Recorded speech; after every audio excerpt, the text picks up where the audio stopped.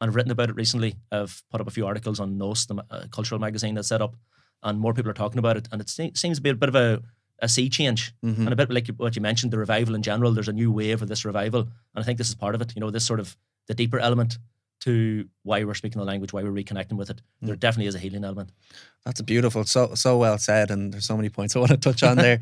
But it's like this idea of intergenerational trauma. You know, Gabor Mate talks a lot about this, of, you know, the grandparents, they get on and live their life as best they can, and, you know, whatever gets passed on to the parents. And then maybe the parents stop a little bit of that, you know, if they've done a little bit of inner work, and then, you know, a cultural load gets passed on, or a family load gets passed on to the children. And I think we're really in a space where people have the opportunity now to heal family systems, heal family dynamics, and heal themselves, and work on this kind of ancestral trauma, or the intergenerational suffering that's been passed down.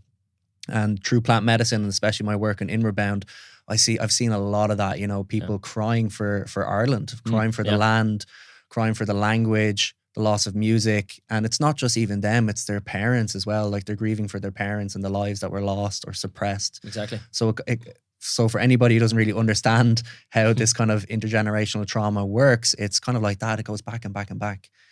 And I think, you know, a lot of people, especially the American diaspora from Ireland, who are like, you know, Irish American, a lot of their journey is trying to trace back their roots, trying to trace back their lineage. And I think, you know, when people work with plant medicine, altered states of consciousness, you want to know where you came from. Exactly. You know, it's like you want to trace it back down. And when you trace it back down, there's you know, there's suffering in the family, there's trauma in the family, but there's also this wonderful wisdom and gifts and beauty that's also passed down through your ancestral line and your lineage.